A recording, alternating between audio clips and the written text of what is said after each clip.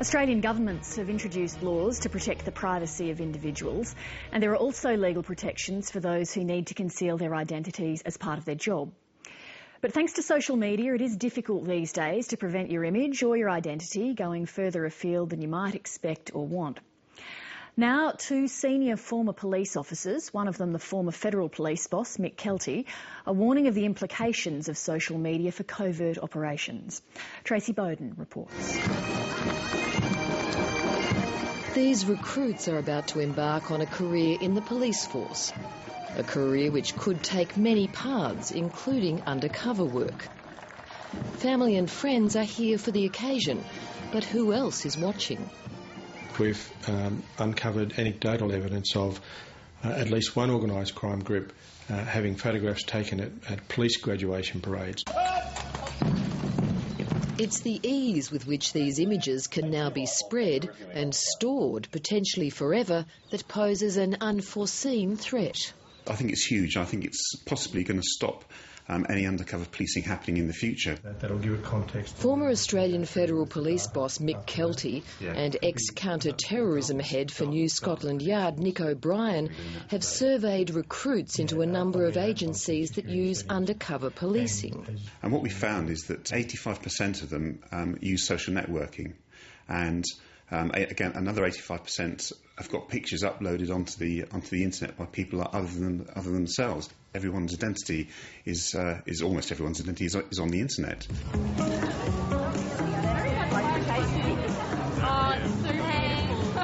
It all seems like harmless fun. Friends catch up. Smartphones record the moment. Names can be added and pictures shared almost instantly.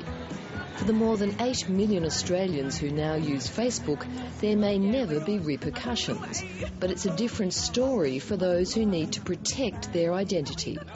And the dangers associated with that, of course, strike right at the very heart of undercover policing, for example, witness protection, the security of juries, the security of anyone in the community. You won't be able to hide anywhere in the world because your image is a global image.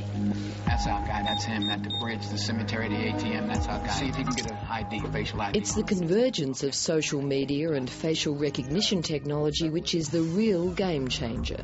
The possibilities are no longer Hollywood fantasies, it's happening in the real world. So the green indicates high confidence recognition. If it's yellow, it means it's got an idea, but it's not quite sure. At an expo in Sydney, Professor Brian Lovell from the National Information and Communications Technology Association is demonstrating the latest facial recognition techniques. So it doesn't know me at the moment? No, but we can easily fix that. We just have to add you to the database. So if you just look at the screen... Okay. We can work with extremely low quality images, the sort of images you'd collect from a mobile phone in a restaurant, for example, or the sort of things you'd get from a CCTV camera at an airport. And we can do fairly good recognition from that quality of photograph. Professor Lovell has demonstrated to us that our thesis is correct.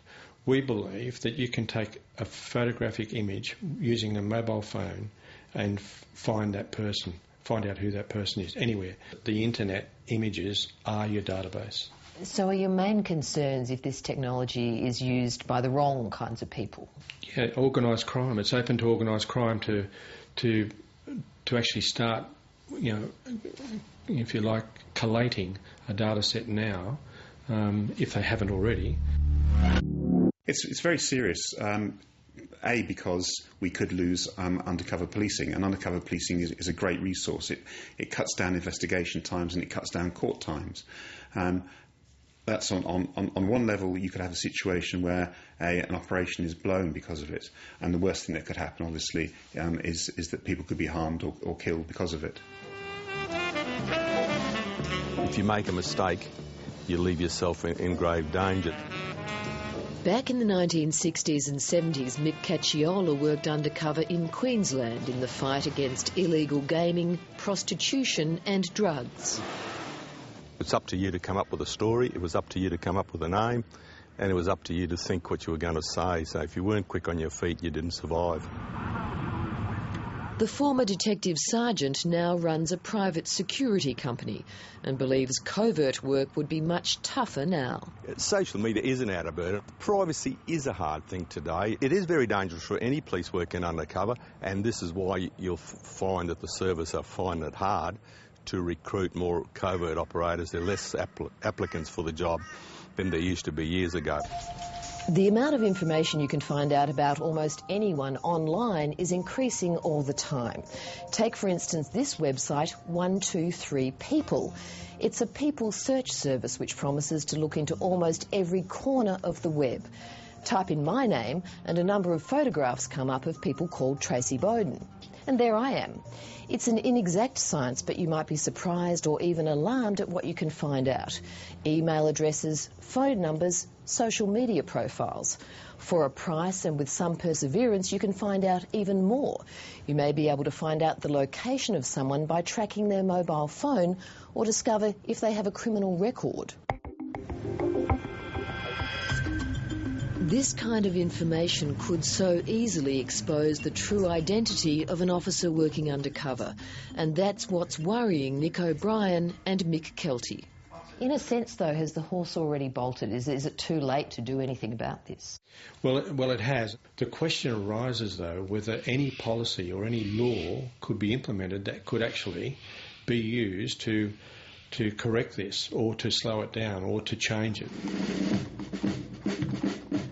At the very least, the recruiting of future covert officers will require some very serious questions about their exposure online. If in the future a policeman discussed with you the idea of going undercover, what would you say to him? What would your advice be if he was a mate? If he was a mate, first thing I would say is, have you got any pictures of you on the internet? And if you have, don't go there. It's not worth it. Tracy Bowden reporting.